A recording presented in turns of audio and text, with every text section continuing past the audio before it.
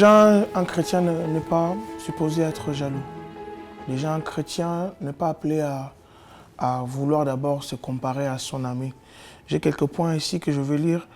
La jalousie est souvent un signe de manque de confiance envers Dieu. Déjà, quand tu vois ton ami réussir, toi, un chrétien, tu n'es pas appelé à être jaloux. Parce que le temps de ton ami est arrivé, peut-être le temps de Dieu pour toi, c'est demain. Ce que tu dois faire étant qu'un ami ou étant qu'un chrétien, un enfant de Dieu, quand l'ami a réussi ou quand la vie part comme il veut, tu rentres en prière, tu dis Seigneur, y a-t-il moyen de me bénir aussi? Papa, bénis-moi. Parce que la jalousie est un manque de confiance envers Dieu. Alors un chrétien ne peut pas avoir la jalousie ou un chrétien ne peut pas se comparer à son ami.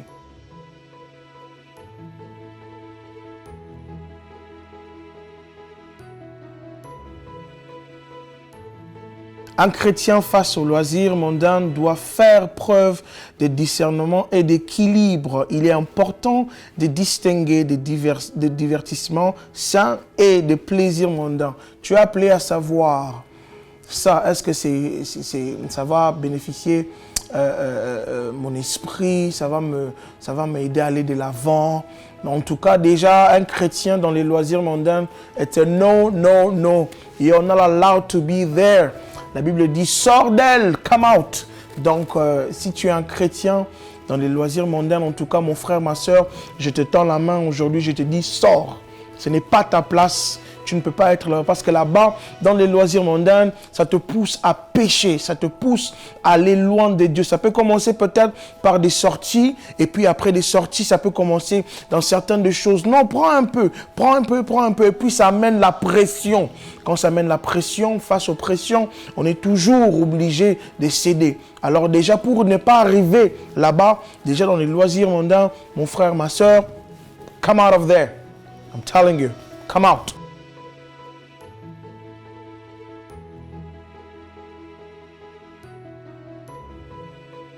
La mode, je dirais oui, j'ai quelques points, j'ai dit positifs et négatifs. Alors je vais lire, si vous me permettez, l'expression de soi. D'abord, la mode permet à un individu d'exprimer son identité, d'exprimer sa créativité. Il peut exprimer. Donc la mode peut dire, la mode peut parler. Je peux arriver quelque part où je ne dis rien, mais déjà la façon, je me suis déjà, what I'm wearing, peut parler déjà tout haut de qui je suis, de là où je viens et de tout ça. Et puis négativement, la mode peut imposer des normes de beauté irréalistes. Donc, créer une pression sociale, mettre des make-up, des tatouages, faire ceci, faire cela, parce que l'autre avait fait, parce qu'il a fait, elle a fait, moi aussi je dois. Donc, d'un côté, je peux dire positivement oui et négativement non. Donc, balance, équilibre, fils de Dieu, fille de Dieu, équilibre. Donc voilà.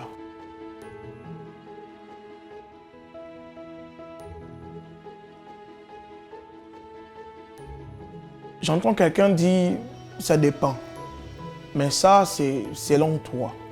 Nous, les chrétiens, on se réfère toujours dans la Bible. La Bible dit, ainsi vous connaîtrez la vérité et la vérité vous rendra libre.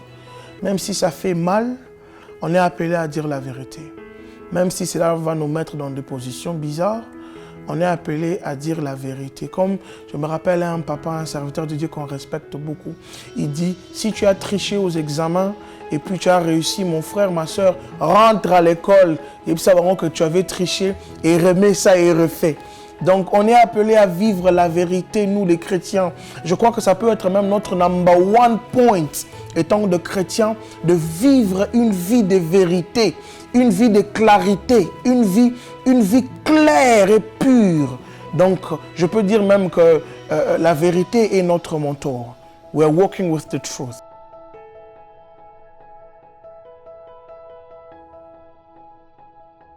La prière est notre force. Étant de chrétiens, on est appelé à prier. La Bible même nous dit, priez sans cesse. Priez nuit et jour. Le matin, prière. La nuit, prière. Le soir, prière. Quand même je dors, dans mon silence est en train de prier. Même dans mes rêves, je prie. Bien sûr, la prière peut changer de moments difficiles. D'ailleurs, changement intérieur, oui, la prière peut transformer notre perspective et notre attitude face aux difficultés. En cherchant Dieu, on peut trouver la paix et le courage, la sagesse pour surmonter certains des obstacles. Parce que quand on cherche Dieu, quand Dieu descend, il descend avec sa Shekinah, il descend avec sa présence. Quand Dieu est là, les choses changent. La prière est notre façon de se communiquer avec Dieu. Et la prière, oui, peut changer de moments difficiles. Voilà.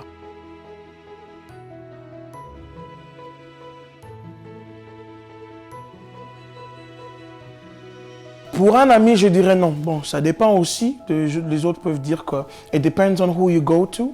Peut-être ton ami peut être un serviteur de Dieu. Ton ami peut être un pasteur. Mais pour un pasteur, je peux réellement dire oui. Parce que la Bible dit, obéissez à vos dirigeants et soyez leur soumis. En effet, ils veillent constamment sur vous. Donc, ils sont là comme les Bakambi, les leaders. Dieu les a placés là-bas pour leader vos vies. Donc, quand tu as un problème, quand tu as quelque chose, maman, que n'est pas ma copa, pars directement vers Dieu. Parce que ton makopa a aussi un makopa. Vous voyez, donc, va directement vers ton pasteur. Papa, j'ai un problème. Qu'est-ce que Dieu dit? Est-ce qu'on peut partager en prière? Est-ce que oui? Parce que quand Dieu viendra pour demander rapport, il ne va pas venir vers toi, il va partir chez ton pasteur, nous dit la Bible.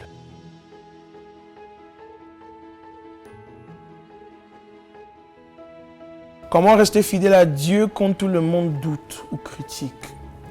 En tout cas, j'ai quelques points. Étant que les Bananzambe, nous sommes appelés en tout cas à cultiver une relation personnelle avec Dieu.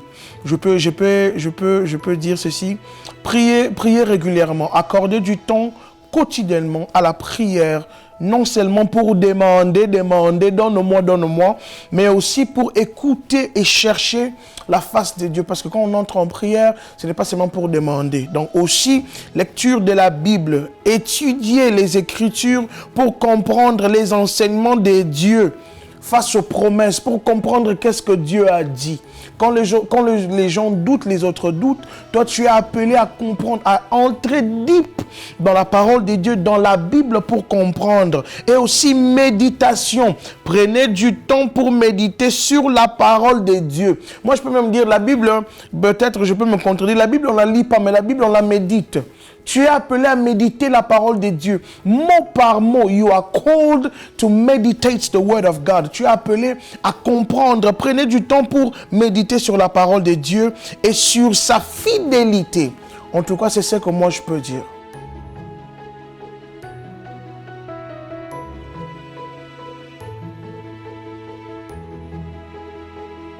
Étant un jeune chrétien, réussir, d'abord c'est ce que Dieu veut pour nous.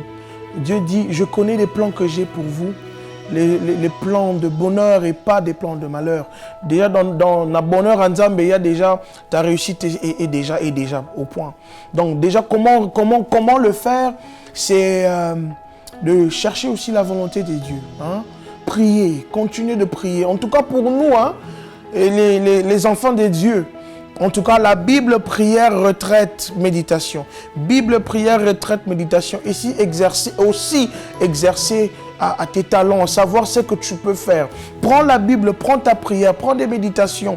Mixe cela avec ta vie sociale. Mixe cela avec ta vie quotidienne. En tout cas, ça va te booster davantage. Là où beaucoup parlent, tu restes calme parce que tu connais ce que la Bible te demande de faire. Là où beaucoup sautent, tu restes calme. Tu rentres d'abord pour demander ce que la Bible te demande de faire. En tout cas, pour moi, je dirais, pour un jeune, reste au pied de Dieu, reste au pied de Christ. C'est ça.